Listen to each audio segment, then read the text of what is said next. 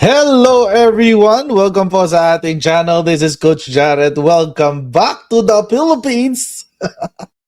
Kamusta kayo lahat, guys? I welcome myself back to the Philippines. Oo, na-miss ko ang Pilipinas, guys. Oo.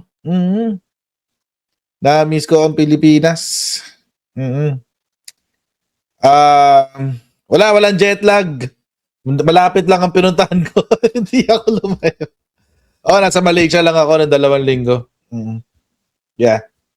So, ayun. Actually, mga kababayan, iniisip ko nga, gagawin ko na kaya yun, yung every now and then mag-upload ako ng mga short reels outside the house, mga ganun. Kaya yun. Anyway, flight ko pauwi kahapon. So, kaya wala live kahapon. Oo. Ayun lang nga, Marla Dasilio, oo. Flight ko kasi kahapon, oo. So, kaya wala ako kahapon. So, it's good to be back. Oo. I did some business in Malaysia. May tatayo ang bagong negosyo, so I had to attend training. Nag-attend ako ng training sa Malaysia doon sa uumpisa akong negosyo. So, ayun. Kailangan magnegosyo, guys. Hindi pwedeng iisa lang ang revenue stream. Kailangan dagdagan pa. Kaya ganun. Ilang oras flight? 4 hours? 4.5? Mga ganun. Mabilis lang. Malapit lang naman ang Malaysia sa Pilipinas. Parang Japan lang yun. Oo. Kailan ako pupunta ng Taiwan? That's a good question. Parang nga gusto ko pupunta ng Taiwan eh. Parang gusto ko pumunta ng Taiwan. Oo. So, wala lang. Iisip ko lang anong gagawin ko sa Taiwan pag nagpunta ako doon. Kaya yun. Anyway, mag-shoutout na tayo, guys, para tuloy-tuloy na tayo ng kwentuhan, ano? Shoutout na tayo. Sana ba yung aking... Ayan, okay.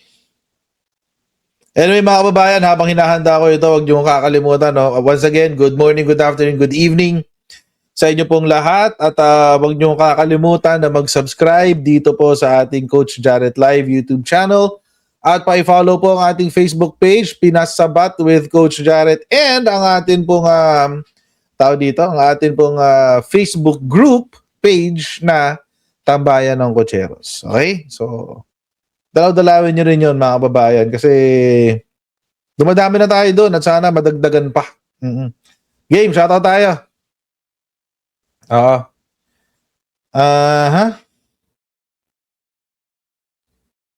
Okay, game. Shoutout tayo, guys. Unahin muna natin, as usual, yung ating mga moderators. Ayan, nilagay na ni Ate Susan. Shoutout kay Ate Elisa. Si Ate Elisa pala naglagay. Si Ate Elisa C, Ate Susan, Ate Trexie, James, Manatmay, Arnel, Jack, 51 Billion Movement, BJ Cans, Pinoy, Name Legion, The Greater One, Kina, PS Director, Ate Minji Cruz, Ate Nilda Galvez, Ate Nilda Arceo, Kuya Nelson G, Sir Pascachi, Shiro, at kay Shiro Kansaki. Ayan. By the way, bago tayong member ng team, ng Team CJ. Di ko lang alam, parang ayaw niya atang pakilala eh. So, let's kung ayaw niya, di okay lang.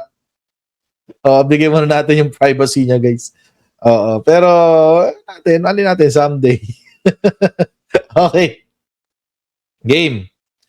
Tapos, shoutout kay Maria Corazon Bonar, Edita Bonifacio, Peachy Greeny, Leonard Cabreros, Allen Valencia, Luisio Agustin Sumayet, Susan Caton, Ronnie Dagas, Genesis Sheldon Vlogs, Mother Highlander, Volker Blue, Roger Romero, Melania Tadeo, Andrea Gunao, Junix Garcia, Maricel Huelgas, Para Quizon, Dina Sugimoto, Ay Morena, Heidi Mesosa, Mena Agustin, Loretta Dawag Antonio, Marlene Malbog, Kokoy Galanta, Renato Shador, Maribel Aladen, Ken Lizares, Doc Sam, Alma Latawan, Maureen Fornesa, Judy Combas, Jennifer, Danica Versosa Palaya, Maritz, ano to? Maritz Hillier, Hyl Ramos, okay?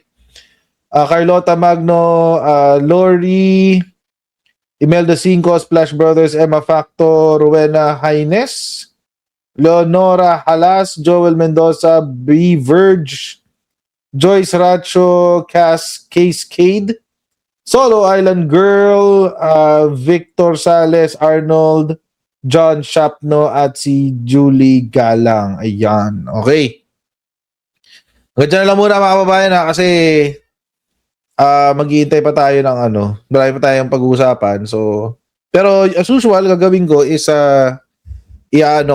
magsha-shoutout ako habang tayo nagbabasa ng mga komento nyo dito sa ating live stream. Okay, pero wag na tayo magpatumpik-tumpik pa mga babayan. Umpisa na natin dito sa ating unang topic. Oo. At three-peat. Oo, tawag nga dyan, three-peat mga babayan.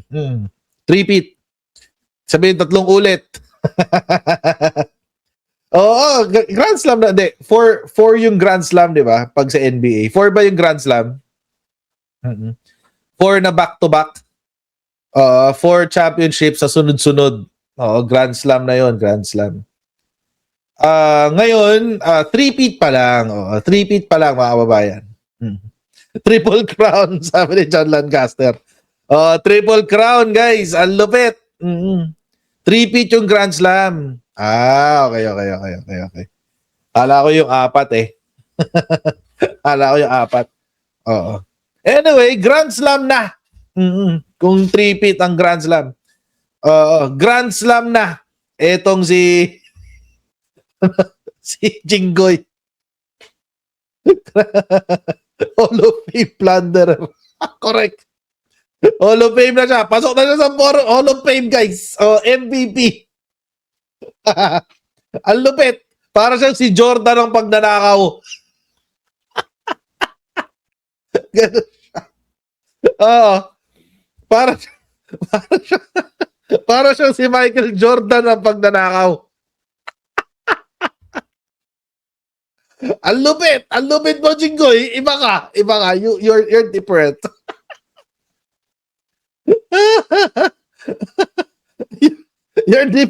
You're different, Jinggoy. Anyway, kasi kahapon, naglabas na kahapon, na-raffle na yung kaso. Tapos, kanina, naglabas ng warrant of arrest. Kaninang hapon. Ayan. So, may warrant na daw. May warrant na siya galing Sandigan Bayan. Ang tindi rin niya, no? Ang tindi rin, nakakatatlo na siya. Kailan ba yung una niya? 2001. So, ka-graduate ko lang ng ng secret. Kakaalaman tayo na ito dito, ha? Basta bata pa ako noon. Basta bata pa ako nung una niyang plunder. Tapos, nung pangalawa niyang plunder, empleyado na ako. Empleyado na ako nung pangalawa. Tapos ngayon, pamilyado na ako. May bago siyang plunder. Ang galing talaga, guys. Ang galing. Alam niyo yung dito? ang ironic dito, parang tawag dito. Well, the irony is, lagi siya na-acquit. At saka kakatapos na no-acquittal niya. Kakatapos na no-acquittal niya last year. Parang parang nauna yung kay Bong Revilla, tapos sumunod yun sa kanya, yung acquittal niya. Tapos ngayon may bago naman siya. May bago na naman siya. Ang galing. 1 year old pa lang daw siya nung first plunder niya. Sino to? Yata si Johnny Lancaster, ha? Sabi niya, 1 year old pa ako nung first crime niya. Hindi first crime, first plunder. First plunder. 2001 yun, 2001. Yung unang-una niyang plunder. Di ba? Ang lupit eh. Ang lupit talaga. Actually, tapos si Bong Revilla, pangalawa pa lang niya to. Pangalawa pa lang. Mm. Diyos ko. Mm. Consistency ang laban. Consistency ang labanan dito. Oo, di ba? Mm. Sabi ni Imelda Cinco, need daw ng operasyon ng tuhod, biglang hindi makalakad. Alam nyo mga kababayan, eto lang ha, ako kasi na-opera na ako sa tuhod. Mm-hmm. Nagka-ACL tear na ako sa tuhod. Na-operahan na ako sa tuhod. 3 months lang sagad niyan. 3 months agad ang recovery. Tapos meron ka regular PT.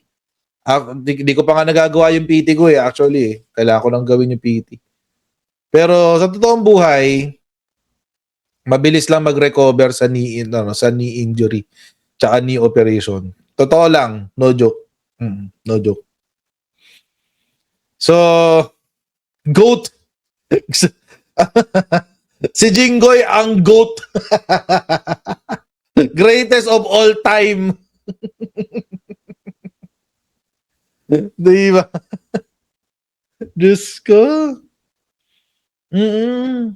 Hindi ko binoto yan noong 2022. Kahit na in-endorse siya ng Uniteam, hindi ko siya binoto. Promise, hindi ko siya binoto talaga ng 2022. Noong 2022, ang binoto ko yata si JV. Oo. Toss up yun toss up. Huling boto ko kasi yun, pang 12 ko. Isip ko, lalagay ko kaya si JV o hindi ako maglalagay ng boto sa pang 12? Yung iniisip ko. Tapos, tapos dahil nakita ko si JB, syempre, maisip mo na si Jinggoy. Naisip ko naman, ba't ko maboto si Jinggoy?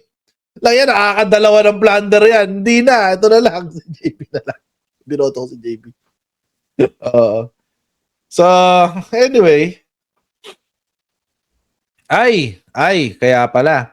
Sabi ni TRL, nawala notification ko sa live. Ay, mga kababayan, check nyo yung notification nyo kung kayo nabibigyan ng notification sa live stream natin. Tsaka check nyo rin kung nakasubscribe pa kayo kasi minsan daw ino-automatic unsubscribe daw ni YouTube minsan. Oo. Anyway, so nakakatato na nga siya. Tapos kanina, dahil nga naglabas na ng warrant of arrest, nag-post na siya ng bail. Nagbigay na siya ng bail. 90K lang for each graft and corrupt cases, graft cases sa Sandigan Bayan. Okay. Paano nakapag-bail? Kasi graft and corruption ang case. Bailable kasi ang graft and corruption na kaso. Bailable yan. Plunder ang hindi. At if I'm not mistaken, iraraffle pa lang sa plunder niya. So, bakit hindi plunder? Kasi tatlong kaso dalawa yung kinaso sa kanya, di ba? Graft and corruption tsaka plunder. Hindi ko alam kung may indirect bribery. Hindi ko alam ba't may indirect bribery. Pero kung may indirect bribery, pero alam ko wala. So, pero ang sure ko is meron siyang graft at meron siyang plunder. Anyway, malversation kay ano yan? Kay bunuan niya malversation. Kasi siya yung head of agency. Anyway. Bakit ba bailable ang graft? Kasi yung penalty niya hindi reclusion perpetua.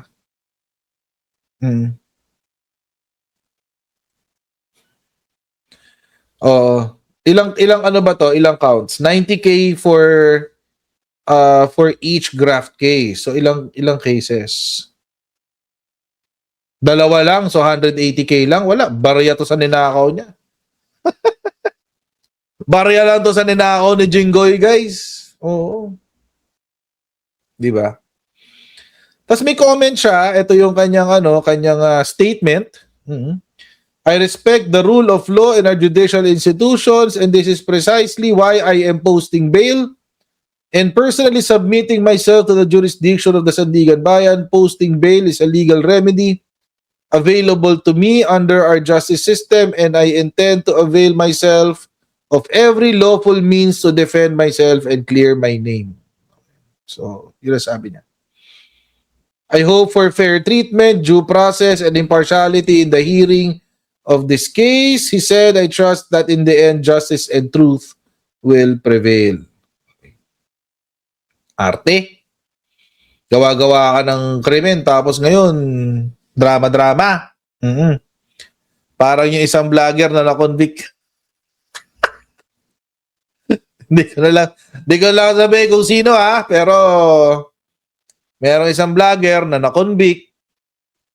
Tapos ngayon, paawa. Convict tapos limos. Convict limos ang nangyari. Convict, then limos. Diba? Gagawa-gawa ng krimen, tapos manlilimos. Okay. Galing-galing.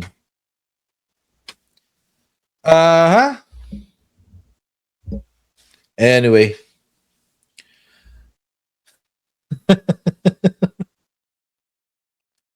So, yan na nga. So, yun ang ano dyan. Yun ang nangyari ngayon. But anyway, this is only but a tawag dito, a minuscule tawag dito aspect. Maliit lang to. Kasi ito mga babayan, ay wait, ito pala bago pa tayo pumunta dyan sa punto natin ngayon. Kahapon magpa-file pa ng plunder. According sa ombudsman, magpa-file pa sila ng plunder sa laban kay dito. Kay Jinggoy. So, hindi pa tapos actually dalawa yung kaso niya, isang graft tsaka isang graft, isang plunder. Etong plunder, kapag naglabas ng warrant ang Sandigan Bayan dito, ayan, wala to. Wala to, walang bail to. Kulong agad yan. Kulong yan. Walang ano dyan, walang lusot yan. Yan si Jingay.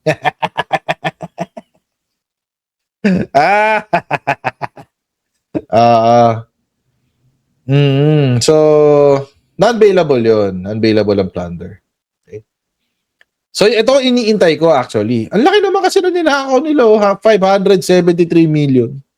Alam nyo pala, by the way, kahapon, ang pinaka-kinakainis ko kahapon, naglabas na naman ng statement etong si John Wick. Si John Wick Remulla. Naglabas na naman kahapon ng statement. Sabi niya, tinawagan daw niya si Jinggoy at pinapapili. Binigyan daw niya ng options. My goodness. Ay, alam niyo, nakakainis doon mga kababayan. Ang nakakainis doon, kapag tayong mga hampas lupa, na-issuehan ng warrant of arrest, hindi naman tayo tatawagan ng pulis Hindi naman tayo tatawagan ng pulis at tatanungin, uy, ano ba, susuko ka ba o hindi? Di ba? Huwag niyong tanungin, arestuhin niyo siya. Ano ka ng tipaklong?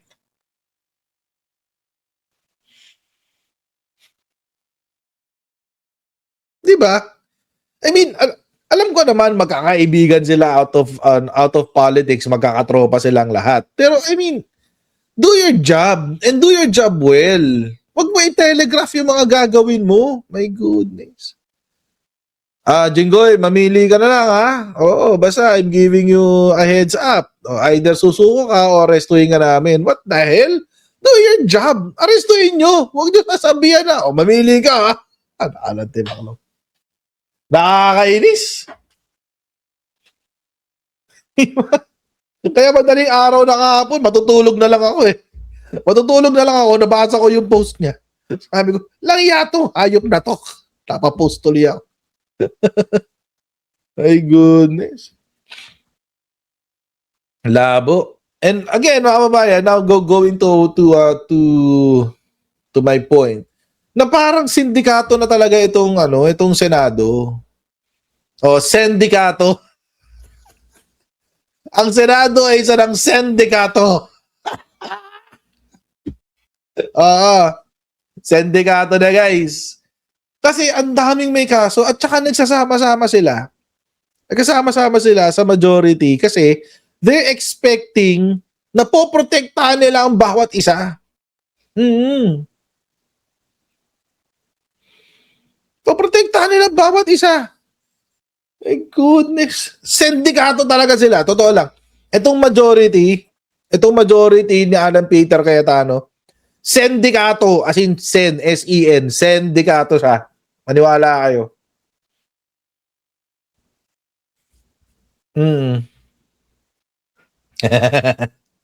isa silang crime syndicate.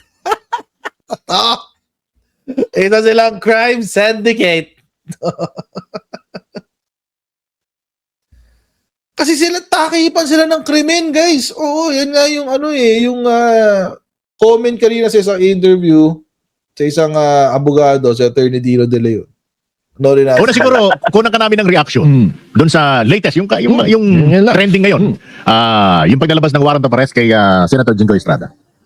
Well, alam mo, ang matagal na pinangako ng administrasyon, napapagala na rin tayo na merong mga big fisher doon talagang makukulong. No? Ang kaisa-isa pa lang dyan, si Bong Revilla. Pero wala namang incumbent na senador o mga incumbent na congressman na supposedly involved sa flood control. No? So, high time na at least meron talagang justisya and accountability pagdating dito sa flood control scandal. No? And then sana, ako naniniwala ako, sana naman hindi magiging selective. No? Lahat dapat na panawagan naman ng aming grupo, lahat ng mga sangkot kailangang managot. So, una pa lang ito si Jinggoy Estrada. Pero narinig ko nga, sabi natin, diba, napaka-interesting na mga susunod na araw. Kasi kung nabawasan na naman yung majority, edi parang 11-11 na sila, di ba? Yung bilang nila dyan, ng actual war bodies. No? So, statistical tie na. So, mahirap din bumoto at magpasa ng resolution yung majority, although not enough right now kung sakasakali na mapalitan pa ang leadership. Pero isa lang talaga ang tumawid, tapos na rin. Pagdating ba sa judgments, pag-rendering ng judgment, saan ba kumukuha ng 16? Kasi 16 ang kailangan, 2/3. Doon ba sa actual number? Doon sa original 24? Oo, correct. So kahit na mabawasan siya, walang epekto yun sa actual votes na kailangan para doon sa impeachment, which is 16. Pero syempre, sa deliberasyon, di ba? Doon sa mga rulings, not necessarily sa conviction, di ba? Kasi yung mga rulings naman doon sa mga motions na pwedeng maihain, simple majority lang yan. Hindi doon lang naman sa conviction yung judgment na 16 ang kailangan, no? So ibig sabihin yan, para sa pagpapalabas ng ebidensya, simple majority will be enough. And it is important na doon sa mga ang tinatawag natin dyan, incidents during the trial, makakuha ng majority yung pagbubukas ba yung ebidensya. Ibig sabihin wala magiging balakid doon sa pagbubukas ng ebidensya. Baka pagtulunan dyan pagdating doon sa rendering ng judgment na hindi, wag natin kunin doon sa 24. Dapat yung actual na actual na bilang, na actual na present sa plenaryo. Sa plenary. Hindi, ang talagang bilang is 2/3 of the Senate kasi Ayun. 2/3 of the quorum or those in attendance. Ito maiba naman tayo dahil nga may nilabas na reaksyon itong si Senator Amy Marcos na ang tingin daw niya ang ginagawa ng administrasyon ngayon sa majority bloc ay napaka-obvious dahil yung pakikialam daw ng Pangulo parang binabanatan pa niya yung sa issue ng online voting.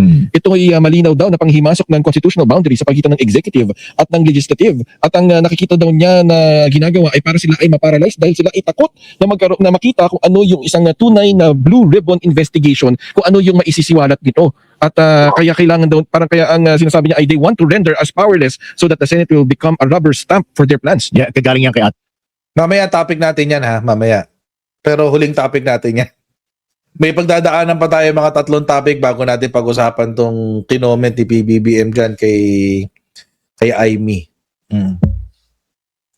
Pero definitely, alam nyo mga kababayan, kung magtutuloy-tuloy itong trend na maaaresto, kasi right now, we're looking at sa local warrants, we're looking at least 5. Limang local warrants ang inaasahan natin. Yung kay Bato, yung kay tawag dito, itong kay Jinggoy, kay Cheese, kay Joel, kay tsaka sa magkapatid na Villar. Available ba yung sa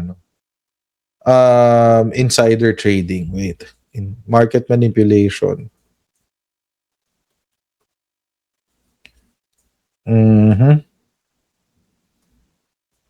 Wait. Tingnan natin kung available yun. Mhm. Okay. Available siya, available. Oo. Unless magiging syndicated estafa. Okay. Kasi ano siya, hindi siya reclusion perpetua, 21 years lang siya. Baka lang no? Baka lang sa 21 years. 21 years ang kanyang imprisonment. So, ano lang pala. Kaya siya available. Hindi siya reclusion perpetua. Okay. So, at least we're looking at tatlo. Okay. Three non-bailable cases laban kay Jinggoy, kay Joel, tsaka who's this? Kay Cheese Escudero. Tapos, posibleng maaresto sa ICC at dalhin sa ICC si Bato de la Rosa. So, 4. So, most probably, 4 ang hindi makaka-participate sa impeachment. Pero again, mga babayan, ito nga yung issue natin na sinabi natin nasa Malaysia tayo. Abstention means acquittal. Abstention is equivalent to acquittal. So, sure ba na yung 4 na yun is acquit? So, ang pagtatalunan na lang natin is yung natitira na 12. Ang problema, yung siyam dun sa 12, 12 tuloy. Hindi pala. Tama. Pagtatalon-talon na lang natin is yung 12. Ang problema nga, may maiiwan ka pa na 9, 11. Tama ba? 11. Ano ba matitira mo? Ilan ba sila ngayon? 13? Hindi, matitira ka pa lang siyam. So, yun na ngayon ang kaso, yung siyam na yun is very solid. Solid Duterte yun. So, mahihirapan tayong kunin yun. Unless, di ba? So, ano ngayon na magiging silbi ng impeachment? I don't think Sara Duterte will be convicted. Oo. Ngayon sure ako na hindi siya mako-convict.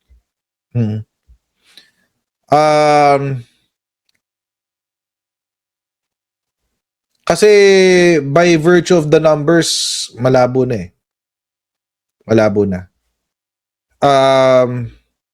Yung 4 posibleng hindi makaparticipate.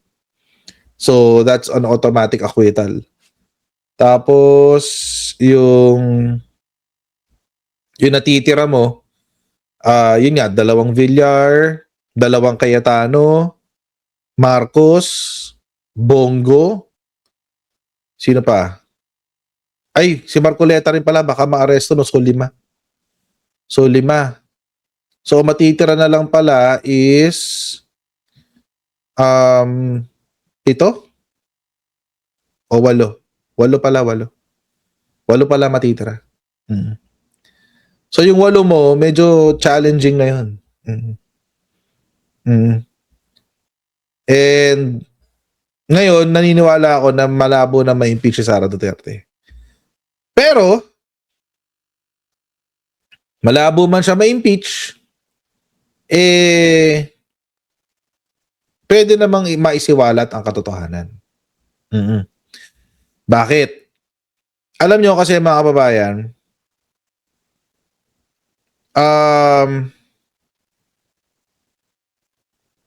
pagdating sa impeachment, yung conviction kailangan talaga doon 16.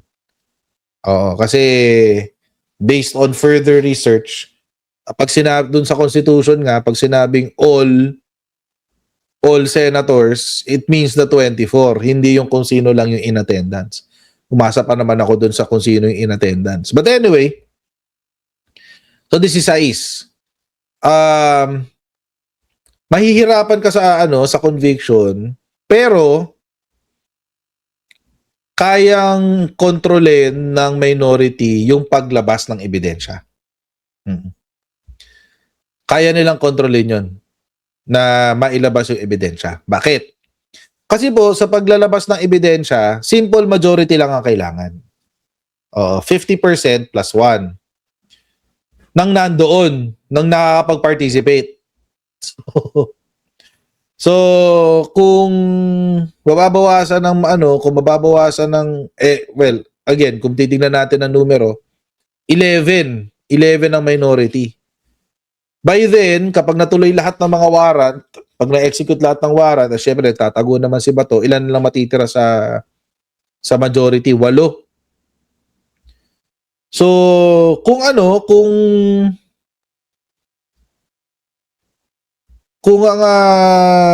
let's say meron decision na kailangan, let's say may kailangan yung sumpina. Papasumpina ang bank account si Sara Duterte. Let's say sinabi ng Senate President, hindi natin papasumpina ang tawag dito, ang bank account si Sara Duterte. Pwedeng umapela yung prosecutors sa lahat ng impeachment judges na mga senador at pagbobotohan nila kung papayagan o hindi. By virtue of the 11-9 or 11-8, talo na agad sa botohan yung majority, nakakampi ni Alan Peter Cayetano.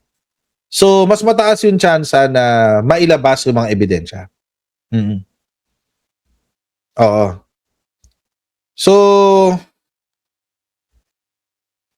sana, di ba? We can only hope.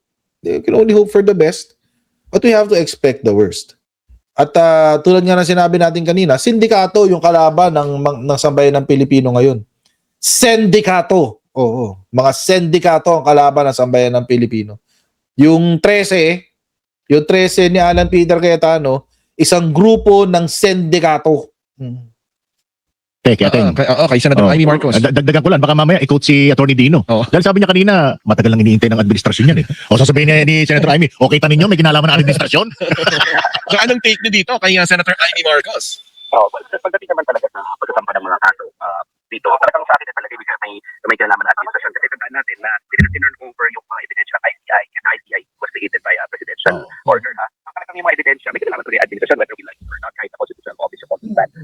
I will caution against listening to Amy Marcos. No? Kasi nakita naman natin napakarami kasi nung kanina Amy Marcos araw-araw na ginawa ng panahon. No?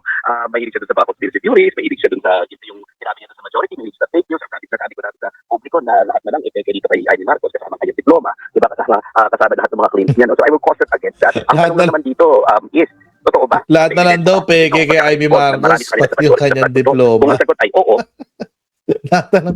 Lahat na nga lang peke. O peke yung mukha, peke yung pagkatao, peke yung ugali, plastic eh. O tapos peke yung diploma. So, ewan ko lang, ba't may naniniwala pa rin kay Amy? Pero tuloy natin. Kailangan managot. Nagkataon lang, kaya naman sila nag-ban dyan sa majority kasi para silang sindikato. Lahat sila may kaso. Hindi nga majority lang ang tawag na dyan. Yung tawag na nga dapat sila sindikato. So, kung marami silang kaso at marami talaga silang pananagutan, nagkataon, hindi kaya baliktad. Hindi kaya sila ang gumagamit sa institusyon ng Senado para mapigilan ang pananagutan nila at ang pananagutan ni Sara Duterte. Yung isipin natin, hindi yung para sila mapipinupolitika. It's the other way around actually. They are using the institution of the Senate para pigilan ang pananagutan nila at ang pananagutan ni Sara Duterte. Kung papayagan yung online voting, pwede bang pumasok yan pwede bang magkaroon ng constitutional issues dyan? Samantalang ruling lang naman yun ng Senado. Wala. Sa akin kasi, di ba, the House can determine. Wala issue yan. Rules nila yan eh. Ihimasukat yan ng Korte Suprema kung determined na ng House or ng Senado ang rules nila. In other words, dahil po equal branch yan, pag sila nag-determine ng uso ng personulungan, hindi naman nag-violate ng konstitusyon, hindi na panghihimasukan ng Korte Suprema. Kasi ayaw rin naman ng Korte Suprema ang panghimasukan yung internal deliberation nila, di ba, ng Senado o ng Kongreso. Ganun din ang gagawin ng Korte Suprema dyan. Ang magiging tanong lang is a matter of fact and a matter of constitution, di ba? Ang matter of fact dyan is pinasaba talaga yan ng majority. Kasi parang yung nangyari nung nakaraang linggo, di ba? Hindi na naman masasabing nagkaroon ng sufficient votes. In other words, majority of the whole Senate kasi wala silang quorum. Kailangan magkaroon ng quorum bago sila makapasa ng kahit anong amendments sa kanilang group. Yun yung sinasabi ko dati. Yun yung and by the way, mga kababayan, si Cheese Escudero was very instrumental kung ba't hindi nagkaroon ng quorum last week. So, upon further research, apparently, sa Senate rules pala, Um, pwede pa lang magkaroon ng quorum ang 13. Pwede magkaroon ng quorum ang 13 senador. Okay? Basta 50% plus 1, that's a simple majority. Pwede silang magkaroon ng quorum. Pero hindi pwedeng mas konti sa 13. So, kung last week present si Cheese Escudero, malamang sa malamang hindi uubra yung plano. Hindi uubra yung plano ni Tito Sen. Absent. So, tinake advantage nila. Absent eh. So, tinake advantage nila, hindi nakabuo ng quorum. Kaya, hindi nakapagbotohan. At mangyayari ngayon yan sa Lunes. Oo, kung ano ba yung reckoning yan. Sa Lunes na mangyayari yung reckoning yan. At ako, mga kababayan, balik lang tayo dito sa issue ng kay Jinggoy. Ang nakaka-disappoint kasi dito, mga kababayan. Kasi mga halal lang bansa to eh. Mga senador. Mga senador itong mga to.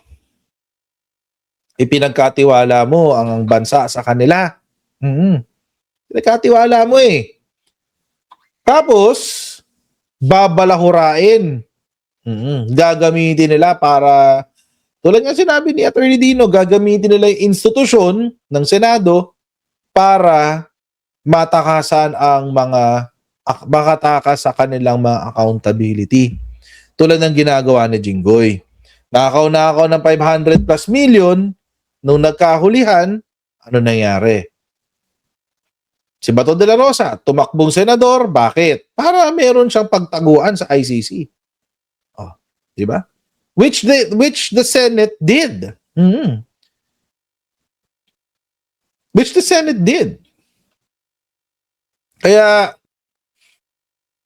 itong majority ni Alan Peter Cayetano, hindi ho sila mga senador. Sindikato sila. Huwag mo natin kakalimutan yun, mga babayan. At kapag share nyo po itong video na to, make sure na i-hashtag nyo. Oo. I-hashtag nyo. Senate Majority Sindikato. Ganun. Or something na may, whatever na witty na maisip nyo. Kasi yun talaga sila. Itong 13 ni Alan Peter Cayetano, isang higanting sindikato na tumatakas sa responsibilidad. Sila ay pilit nagtatago sa batas. At wag natin silang pabayaang magwagi. Wag natin silang pabayaang magwagi. Oo. I-pressure ho natin ang mga otoridad. Mukhang nape-pressure naman eh. Tulad dito ni John Wick. Mukhang nape-pressure naman si John Wick eh. Kasi iniisip na nila yung 2028. Oo. At kailangan na nila magpapogi para sa 2028. At kung ang record ni John Wick, wala siyang nahuhuli, wala. Panis na panis siya kay General Torres.